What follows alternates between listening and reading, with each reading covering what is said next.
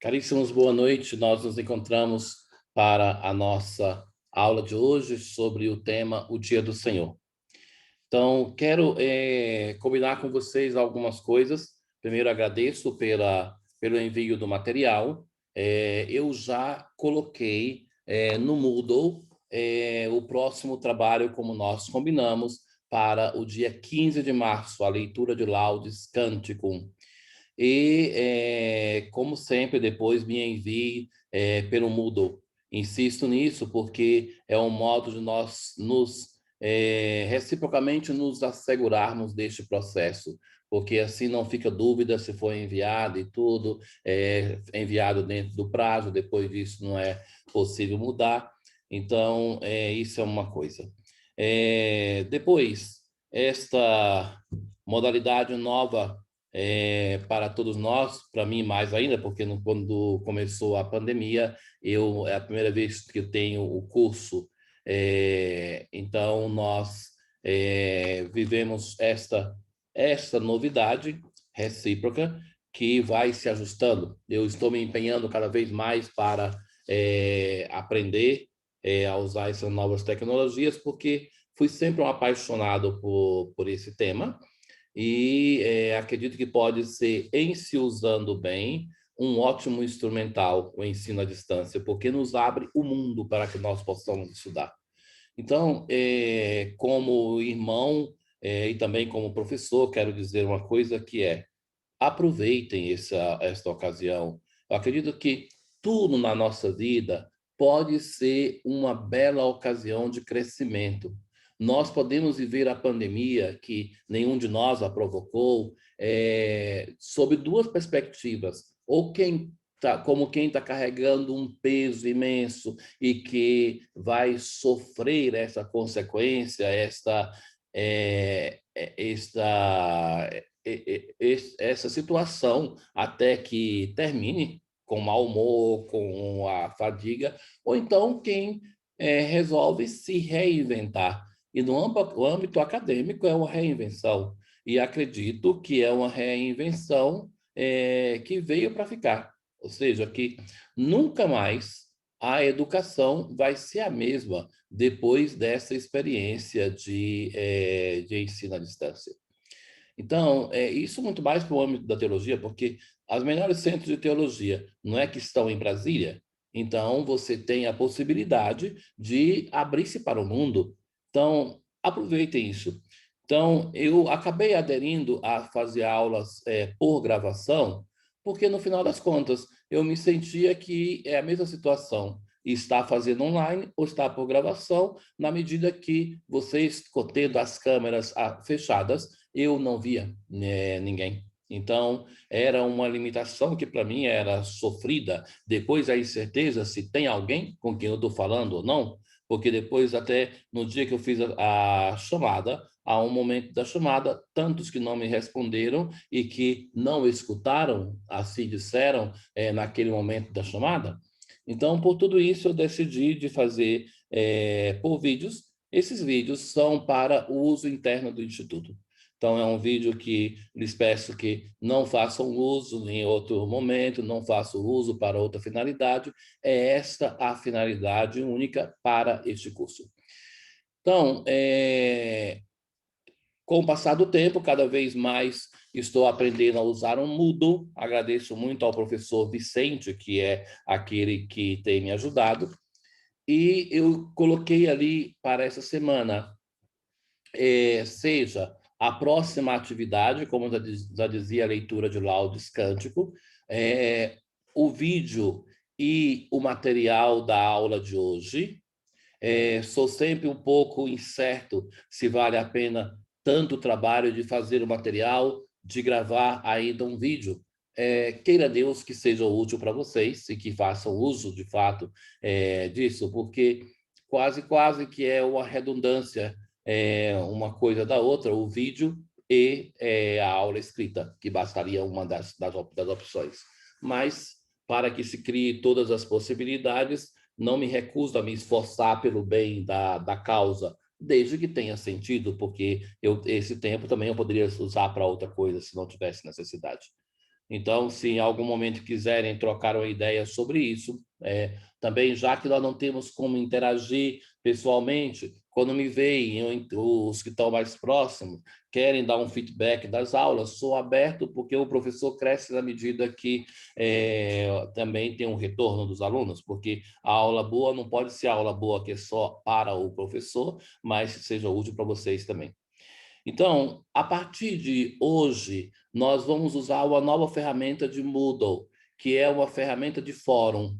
Então, desta aula, precisamente, o Dia do Senhor, que é o tema de hoje, eu estou perguntando para vocês, coisa que é fácil de responder. Terminando a aula, é possível entrar ali e responder qual é o aspecto que você achou mais interessante. Então, todo mundo responde a isso. Essa é a primeira vez que você vai entrar no fórum. A segunda vez é uma reação tua àquilo que algum colega falou. Você falou, foi muito interessante a explicação sobre o suco de laranja. O outro vai dizer assim, para mim o mais interessante foi a explicação sobre mineração, então você colocou o seu parecer importante, depois vai o dele de mineração e vai fazer o seu comentário. Que você também concorda por isso, mas também talvez esse aspecto não foi interessante, então o fórum serve para que nós possamos ter uma interação, e a interação são mínimas, então vamos buscar valorizar isso. Aí, então, tem uma coisa que lhes peço que os fóruns se fecham, e então, depois eu vou, de vez em quando, entrar ali, reagir, mas ele se fecha por uma semana e se abre para outro tema. Então, usem um modo também de nós nos familiarizarmos com essas ferramentas novas e nós buscarmos viver esse tempo desse semestre todo atípico na sua máxima seriedade. Ou seja, que é necessário que os professores sejamos sérios e preparar o material, nisso eu me esforço. Então, se está sendo eficaz o fruto, vocês podem me dizer, mas também é importante que vocês, alunos, se dediquem e que aproveitem, porque o momento dessa formação, não falando para o mundo dos leigos, que não tem uma perspectiva de ordenação de um ministério, mas de não reduzir o tempo da vida de formação somente a uma expectativa de um ministério que vai chegar, mas de viver com seriedade, como quem busca se capacitar bem para exercer um ministério em nome de Deus, em nome da igreja, para o povo de Deus. Isso dito, nós vamos entrar agora propriamente naquilo que o tema da nossa aula de hoje, o Dia do Senhor. Então, intencionalmente é colocado a primeira reflexão antes do Tríduo Pascal, ou do ciclo de Natal também, no Dia do Senhor. E vamos entender hoje, o objetivo da aula de hoje é mostrar como este tema é importante e depois passar por essa dimensão de como se viveu essa relação com o Dia do Senhor na tradição bíblica. Vamos visitar alguns textos da patrística para depois concluir com os diversos nomes com os quais o Dia do Senhor é chamado. Então, seguiremos o texto quase que na sua íntegra, como sempre, e acrescentaremos algumas especificações daquilo que vemos interessante para a nossa reflexão. Seja o Antigo como o Novo Testamento, o culto hebraico e o cristão têm como centro e fundamento a Páscoa. Então, para nós, como já explicamos diversas vezes, é a Páscoa que é a ressurreição do Senhor, mas que a festa da Páscoa, ela é já presente no Antigo Testamento, que é a saída da escravidão do Egito. Então, além disso, o momento importante é aquele do Horebe, em que Deus faz uma aliança e, fundamentalmente, elege o povo de Israel para ser o seu povo. Já para nós, a Páscoa de Cristo, a sua passagem da morte para a vida da ressurreição. O evento que não substitui de maneira absoluta o memorial do Antigo Testamento, continua tendo seu valor, mas o leva a cumprimento na Páscoa dos Filhos de Deus. Tal evento que motiva o culto cristão é fundamento também do nosso ano litúrgico. Então, o ano litúrgico tem o fundamento no mistério pascal. De fato, a Páscoa é a festa mais importante do ano litúrgico, mas também o dia do Senhor tem o fundamento no fato da ressurreição. Nos anos que vivi no Centro de Espiritualidade da Ordem, lá em Campo Sampiero, eu encontrei muitas pessoas das catequeses das paróquias vizinhas que vinham para a nossa casa ali pedir para usar a estrutura para fazer uma ceia hebraica. Então, é uma ideia muito difusa nas pastorais da Itália, a tal ceia hebraica. E eu dizia para eles que não permitia e explicava por quê. Na verdade, a ceia hebraica, ela não existe desde quando o templo foi destruído, no ano 70. Então, não tendo aonde sacrificar o cordeiro, eles não têm mais a ceia hebraica nas casas. E isso é o primeiro problema. Se eles não têm, como é que nós, cristãos, vamos fazer? Depois, o segundo problema, para mim, era uma questão de problema de ritual litúrgico religioso. Eu dizia, meus caros, nós não ficaríamos nunca felizes de que alguém fizesse uma ceia cristã, uma missa, se cristão não fosse. Então, nós nos sentiríamos ofendidos. Então, não façamos isso com um rito também de uma outra religião. Respeitemos a religião dos outros, a prática ritual dos outros. É uma simulação ritual. E isso é um problema na relação ecumênica interreligiosa muito grave, porque quando nós queremos fazer aquilo que é o rito que pertence a outra igreja, sem ser dessa igreja, nós sempre somos considerados como alguém que está desrespeitando, que estamos fingindo uma ritualidade que não é nossa. Bem, o primeiro ponto, o mistério pascal, fundamento do ano litúrgico. Nos primeiros séculos da igreja, então, a Páscoa era o único mistério e o único evento celebrado pelos cristãos. É aqui que começa não só o ano litúrgico, mas a pregação da igreja.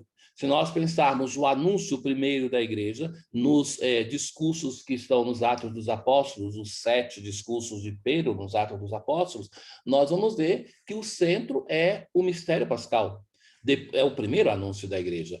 Depois disso que começa, então, a crescer em uma instituição naturalmente que vai entrando pelos anos, que vai crescendo na história, é natural que o seu corpo doutrinário, o seu corpo celebrativo, sobretudo, tenha um crescimento. Mas o núcleo central do ano litúrgico é o mistério pascal. Tudo, do culto à pregação e a mesma vida cristã, era caracterizado pelo mistério de Cristo morto e ressuscitado. Nesse primeiro século da igreja, do século I ao III, prevaleceu, então, o critério místico da concentração, mais do que cronológico da distribuição que caracteriza os séculos seguintes. Ou seja, nós hoje temos o ano litúrgico que ele vai desde a preparação para a festa da encarnação, o nascimento, até chegar à dimensão escatológica com a festa de Cristo Rei. Então, hoje, para nós, é importante essa dimensão cronológica. Já esta dimensão não era importante entre os primeiros cristãos, mas era a concentração.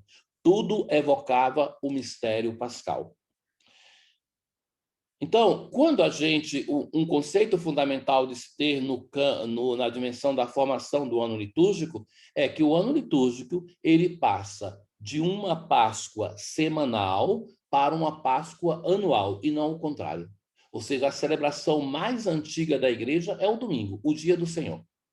Então, e nós vamos ver como é interessante isso, porque até pouquíssimo tempo atrás, nós não tínhamos quase uma relação de obrigação, e que depois da obrigação da participação dominical da liturgia, e que vai criando um corpo que é corpo litúrgico, doutrinário, canônico, que vai influenciando a igreja, da cabeça à base. Nos primeiros séculos da igreja, então, o domingo representava para os cristãos a única festa. E é por isso que Sacrosanto Concílio número 106 vai chamar assim, festa primordial dos cristãos. Esse texto depois nós vamos lê-lo.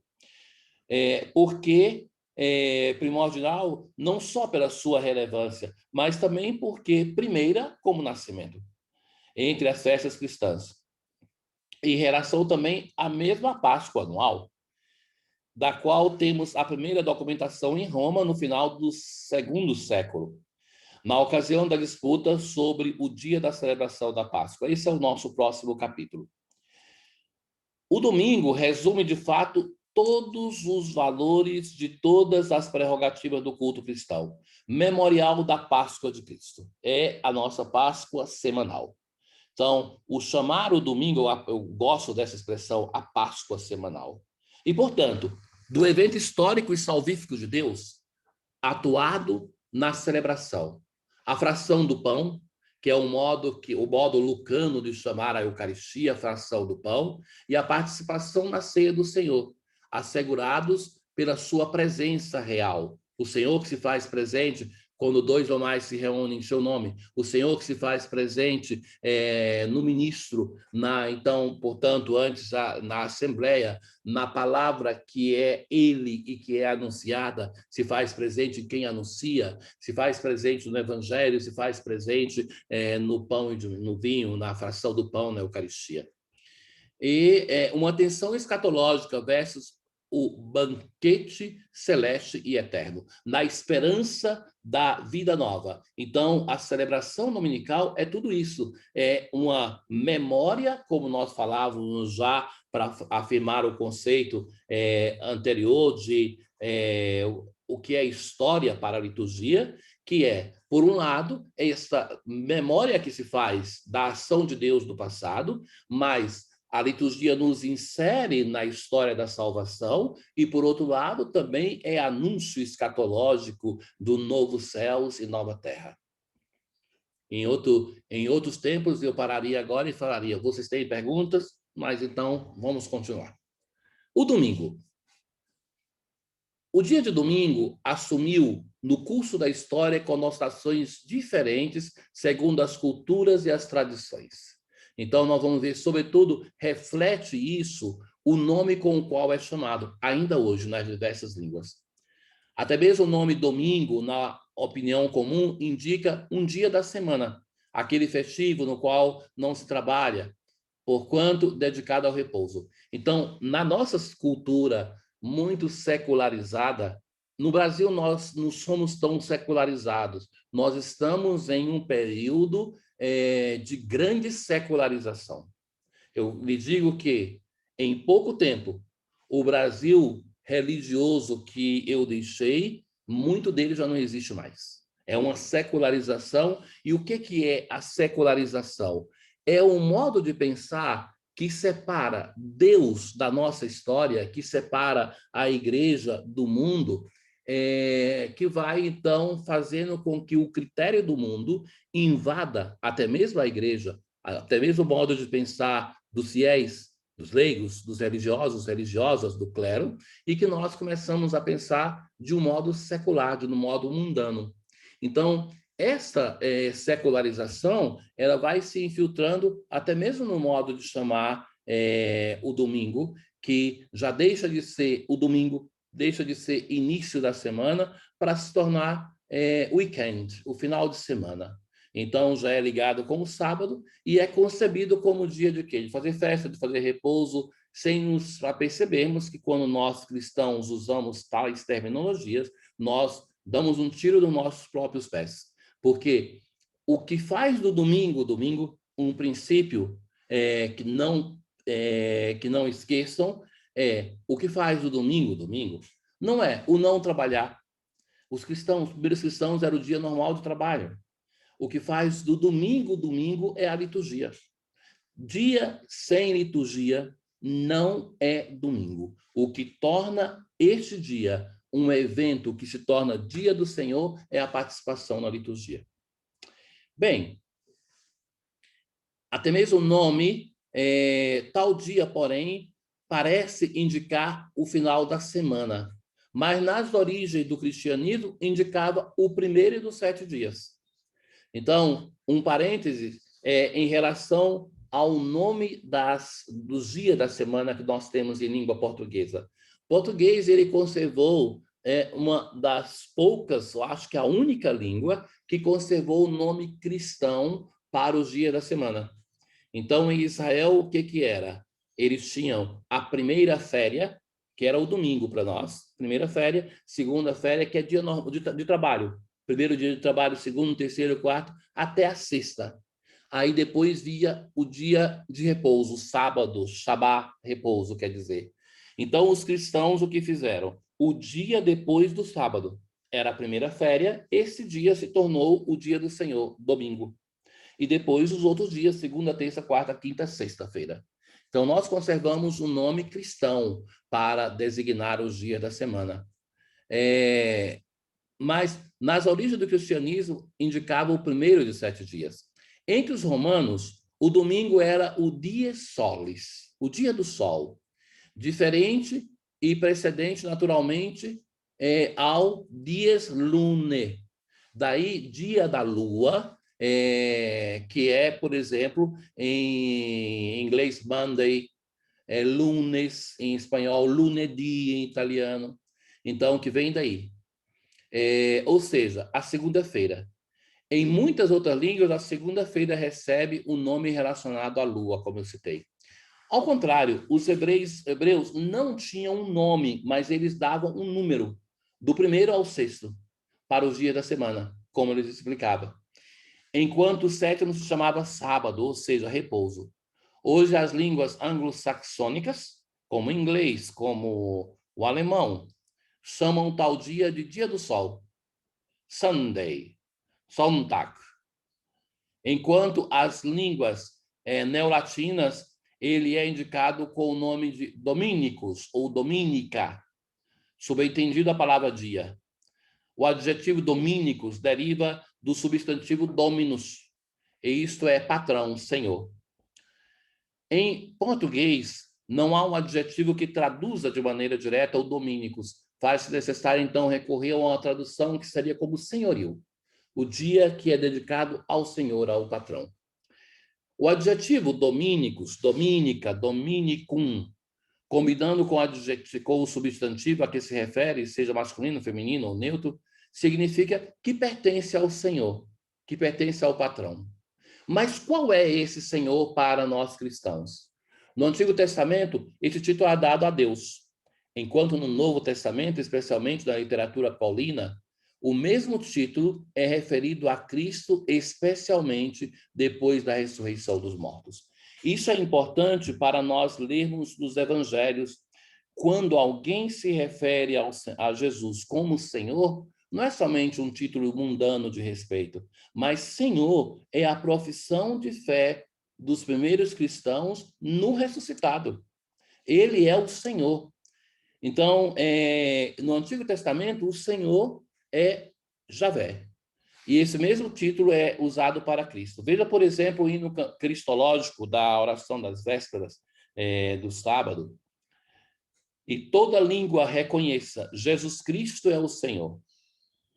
Nos Atos dos Apóstolos 2,36, onde Pedro afirma, saiba, portanto, com certeza, toda a casa de Israel, que Deus constituiu o Senhor e Cristo aquele Jesus que vós crucificastes.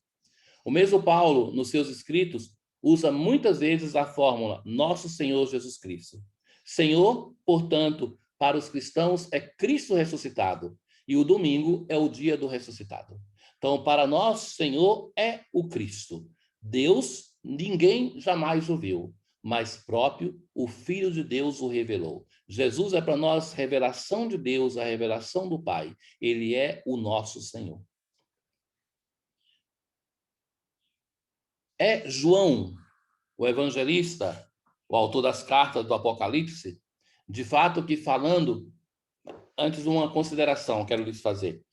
Todas as citações eu pego da Bíblia Ave Maria, não por simpatia acadêmica com a Bíblia Ave Maria. Eu queria citar a Bíblia de Jerusalém, mas como eu não encontro na internet a Bíblia de Jerusalém, aonde eu possa copiar as citações, então é mais fácil para mim copiar da Bíblia Ave Maria.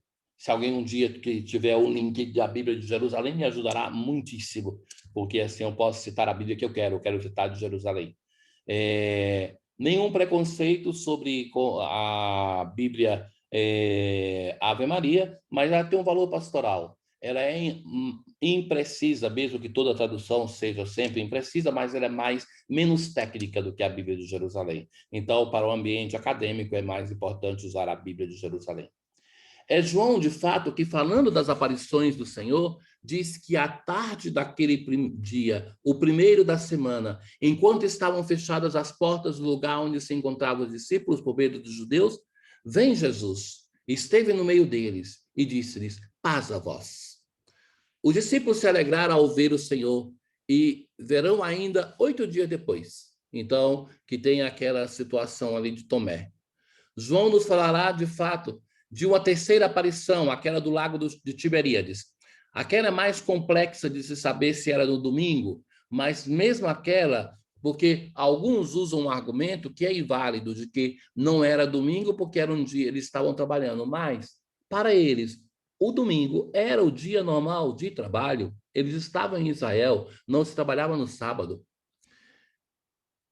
Parecia que as aparições do ressuscitado acontecem em uma cadência semanal e sempre no primeiro dia depois do sábado. Um dado interessante é que, aparecendo, Jesus se senta à mesa com os seus, e essas aparições também recebem até o nome de refeição, as refeições com o Senhor. Pensemos sobre o texto dos discípulos de Emaús, onde o ressuscitado é reconhecido exatamente no momento da fração do pão. Olha bem que é uma aparição, eles caminham com uma peregrinação, 11 quilômetros com Jesus, eles escutam a palavra de Deus, uma longa homilia. É curioso que Jesus, no início do Evangelho de Lucas, faz a mais breve homilia. Hoje se cumpriu essa passagem da Escritura que acabaste de escutar, e depois aprendeu a pregar tanto que no final faz aquela homilia a mais longa, 11 quilômetros falando. E vejam que somente na fração do pão é que vai aquecer o coração. Antes, eles, em tudo isso, não tiveram a experiência de reconhecer o Senhor. Na fração do pão, reconhece e o Senhor desaparece. Ora, caríssimos, a ceia de Emaús é muito representativa disso, de que naquele dia, que é sempre domingo, no mesmo dia da ressurreição à tarde, eles estão celebrando a ressurreição, mas que resolve um problema para os primeiros cristãos, e que pode ser o nosso também, que é, no desejo de ver o Jesus histórico, muitas vezes não nos acontentamos com o Cristo da fé. Então, ficamos no desejo de como seria belo tocar Jesus, como seria belo ouvir Jesus, como seria belo fazer tantas coisas que pensamos a experiência que outras pessoas fizeram. E então, o texto de Lucas vai dizer assim, que eles fizeram tudo isso e não reconheciam Jesus, e quando o reconhecem na fração do pão, Jesus desaparece, porque não necessitamos da presença do Jesus histórico, mas precisamos nos encontrar com o Cristo da fé a partir das espécies sacramentais. Os discípulos iniciaram, assim, a chamar aquele dia, não mais de maneira genérica, como o primeiro dia, primeira féria, mas indicando-o como o dia do Senhor. Esta era, para eles, a primeira e única festa, ver o Senhor e sentar-se à mesa com ele. Também quando o Senhor sobe aos céus, os discípulos continuarão a reunir-se naquele dia, ainda que não seja mais presente fisicamente o Senhor. Todavia, nele acreditavam e o tornavam presente no sinal da ceia em comum. A presença do Senhor, então, leva a chamar aquele dia de Dies Dominica, dia do Senhor. Então, nós, um parêntese mais amplo sobre essa situação. É o tema do Tratado de Eucaristia, mas damos algumas pinceladas aqui ao falar do Dia do Senhor. As aparições do Senhor ressuscitado para a comunidade apostólica, ela vai sempre se dar no domingo. Salvo a única dúvida seria aquela do lago de Tiberíades. Então, as outras 6 são no domingo. Então, essas aparições, elas são para indicar uma coisa, que é através da celebração da Páscoa semanal que nós nos encontramos com o Senhor. Então, o domingo é o dia por excelência deste encontro. Não tirando não desvalorizando totalmente a missa ferial, mas ela não é o dia da Páscoa semanal.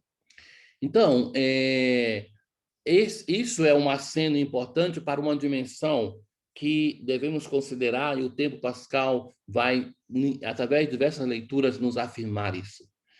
A comunidade cristã primitiva, no momento da morte do Senhor, na verdade, ele não tinha uma fé no ressuscitado. Ele não tinha uma fé em Jesus, porque não ter fé no ressuscitado é não ter fé em Jesus. Eles se aproximam de Jesus por amor. Os discípulos de Emaús vão dizer isso. Era um homem bom. As mulheres que vão ao túmulo, elas vão ao túmulo. E se vão ao túmulo, é porque elas não acreditam na ressurreição. Elas vão para ungir um morto. Mas esse grande amor para com Jesus vai abrir nelas e neles a dimensão, sobretudo nelas, a dimensão de uma fé. Então, eles se aproximam do túmulo e têm a surpresa do túmulo vazio.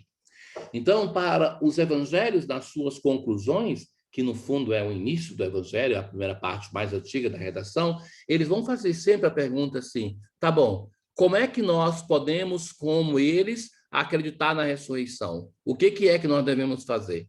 E então os evangelhos dão 3 respostas, que percursos que nós devemos fazer para crer no ressuscitado.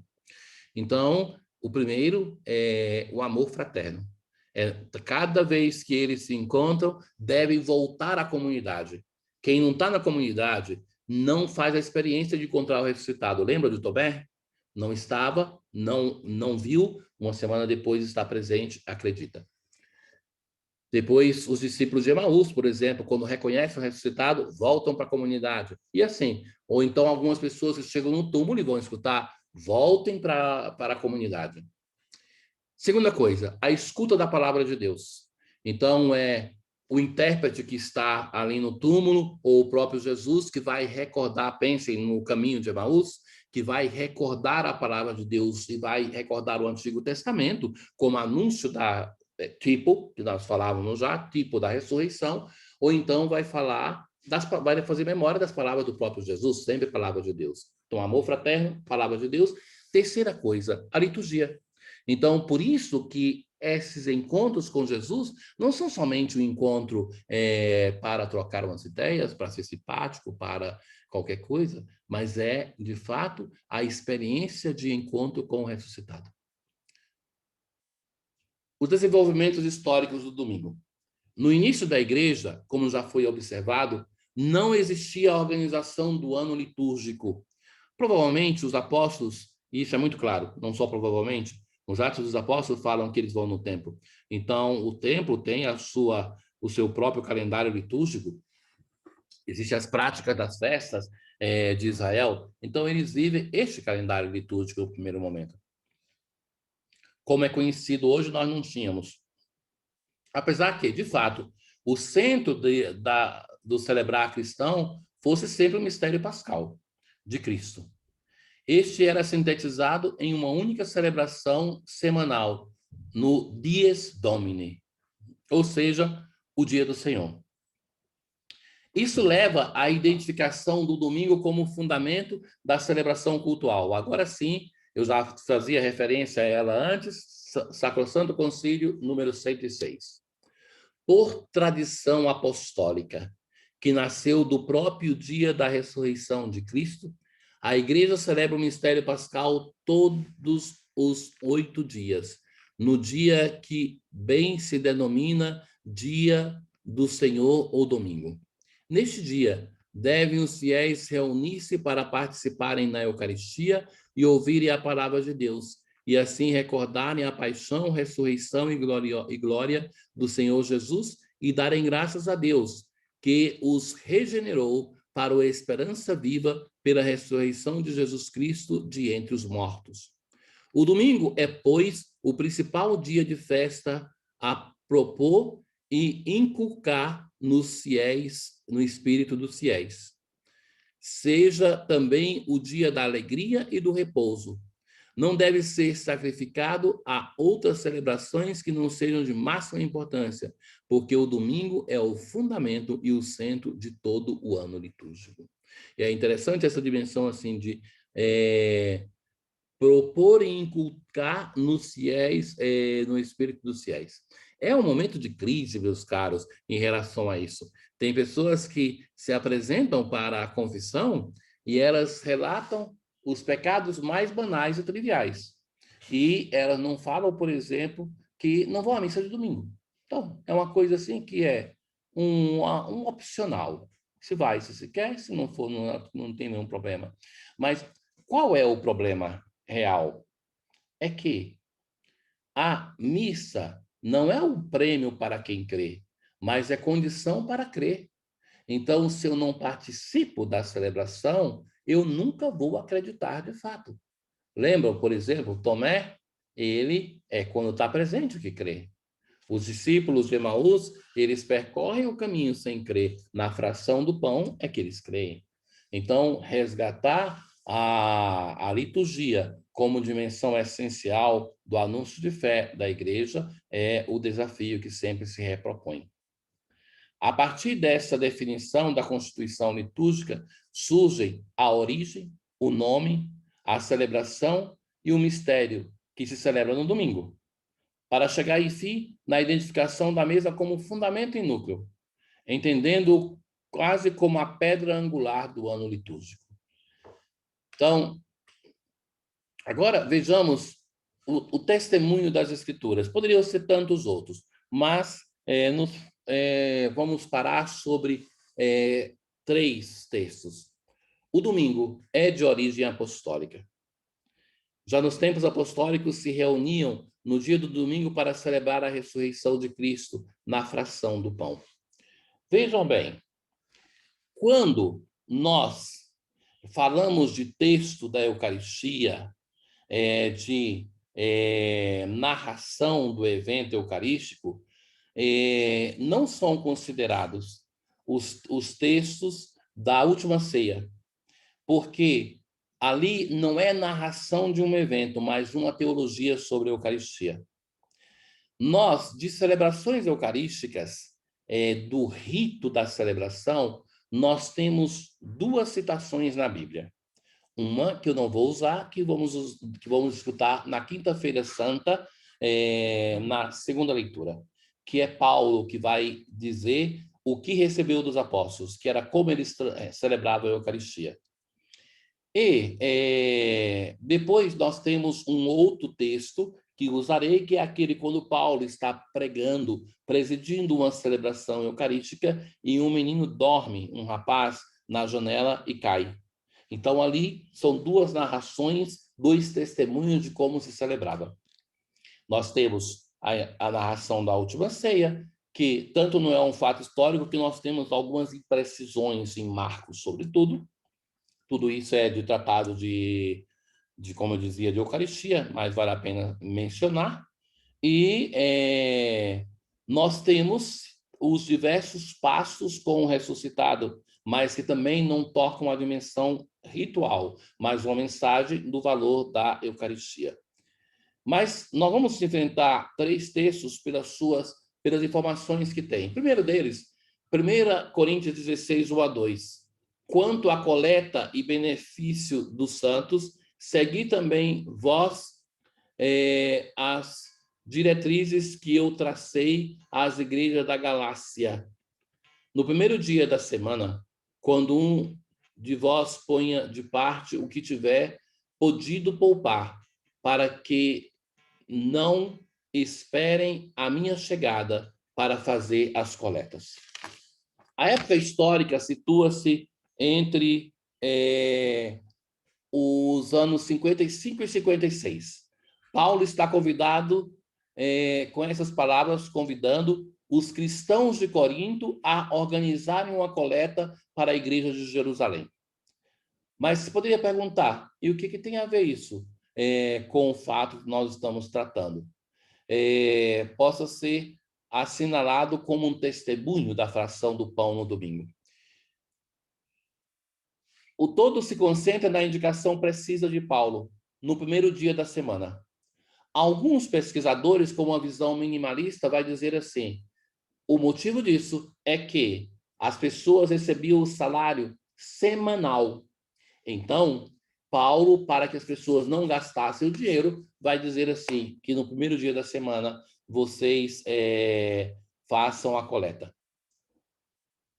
Mas é mais comum, a visão mais difusa entre os pesquisadores é uma outra. Ao contrário, a opinião segundo a qual Paulo indicaria aquele dia da coleta, o primeiro dia da semana, depois do sábado, já que os cristãos estavam comumente reunidos naquele dia e, portanto, poderiam contribuir juntos com a coleta. A isso conduziria também o fato que Paulo, em algumas passagens, chama a esta coleta de leiturgia, ou seja, o nome que a igreja depois vai usar para o seu culto, liturgia, ou seja, serviço sacro, indicando assim uma ligação possível entre a coleta e a reunião da Assembleia Cristã. Como confirmação do que foi afirmado, ajuda ainda a primeira apologia de Justino. Então, tocamos aqui em um texto da Patrística, cerca do ano 150, que descrevia o que os cristãos faziam no dia do domingo. Oferece uma primeira descrição da celebração eucarística e do domingo. Ele, de fato, afirma que os cristãos, no dia de domingo, ao término da celebração eucarística, organizam uma coleta para os pobres. A mesma Dies Domini, de João Paulo II, que vocês leram, número 70, fazendo referência ao domingo como dia de repouso, de alegria e de solidariedade, faz ainda referência a este texto de Justino. Um outro texto, Atos dos Apóstolos 7-12. No primeiro dia da semana, estando nós reunidos para partir o pão, Paulo, que havia de viajar no dia seguinte, conversava com os discípulos e prolongou a palestra até a meia-noite.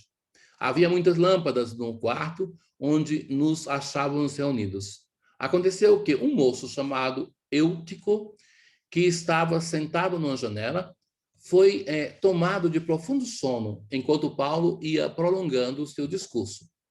Vencido pelo sono, caiu do terceiro andar abaixo e foi levantado morto.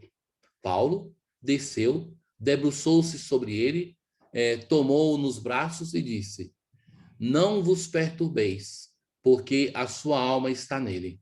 Então subiu, partiu o pão, comeu e falou-lhes largamente até o romper do dia. Depois partiu. Quanto ao moço, levaram-no dali vivo, cheio de consolação. Então, que nós estamos no ano 57, 58. É o autor dos Atos que descreve o texto, Lucas. É considerado mais importante, enquanto é mais explícito em relação à reunião dominical. Então, eu já lhe dizia desse texto como um testemunho da celebração da Eucaristia. Paulo se encontra em Troade, uma comunidade que ele fundou. O dia é o dia anterior da sua partida, que casualmente coincide com o primeiro dia da semana, quando todos se encontram reunidos para partir o pão. Também em Paulo, partir o pão indica a Eucaristia. Além disso, a referência ao andar superior faz memória do que? Da onde Jesus manda preparar para celebrar a Eucaristia. Tudo isso faz pensar que não se trata de uma assembleia casual, mas de uma reunião habitual da parte dos cristãos no primeiro dia da semana. Não se trata, então, de uma assembleia reunida para despedir-se de Paulo, mas a sua presença dá a eles a ocasião para presidir a tal reunião eucarística. Terceiro e último texto, um pouco mais complexo. João é sempre mais complexo. Apocalipse. Eu, João, vosso irmão e companheiro nas tribulações, na realeza e na paciência, em união com Jesus, estava na ilha de Patmos por causa da palavra de Deus e do testemunho de Jesus. Em um domingo, fui arrebatado em êxtase e ouvi por trás de mim voz forte como de trombeta. Até este momento, O dia chamado domingo não possuía nenhuma denominação específica. Era o primeiro dia da semana. Com o texto do Apocalipse, nós estamos no momento do batismo. É aqui que o primeiro dia da semana se torna domingo. É o texto que batiza este primeiro dia, a atribuição do seu nome. A época histórica situa-se no final do primeiro século, na Ásia Menor. Neste período, os cristãos são perseguidos por Domiciano, porque não atribuíam ao imperador o título de senhor. Em tal período, João, no Apocalipse, será o primeiro a usar a expressão domingo. E é a única vez que aparece no Novo Testamento. A primeira e única vez. Por que este texto é considerado importante para fundamentar o domingo? Do momento que não faz nenhuma referência a uma liturgia. A expressão dia do Senhor é semelhante àquela usada por Paulo para falar de ceia do Senhor, que nós já falamos. Paulo, pois, chama Jesus de Senhor depois da ressurreição. Quando se cumpriu o desígnio dos judeus, Jesus é plenamente Senhor e Redentor. O que se entende agora por dia do Senhor? O contexto do Apocalipse não oferece sobre o tema um claro aceno. Alguns autores pensam que se possa interpretar recorrendo a um texto que é contemporâneo, a de Daquê, onde se lê reunidos no dia do Senhor. Na verdade, o texto vai dizer no dia dominical do Senhor, para partir o pão e dar ação de graças. Com efeito, tal expressão tem presente que, seja no Antigo, seja no Novo Testamento, o dia do Senhor, na verdade, o dia de Javé, ele tem uma conotação escatológica. No Antigo Testamento, é possível pensar no fato que esses tempos escatológicos começam com a chegada do Messias, isso é, o Cristo. É possível dizer que, na sua ambiguidade, a expressão moderna aplicada ao domingo proclama a totalidade do mistério pascal. É a celebração o domingo, portanto, da sua paixão, morte e ressurreição, mas a esperança até que ele venha. Sublinha a dimensão escatológica da Eucaristia dominical. Testemunhos posteriores.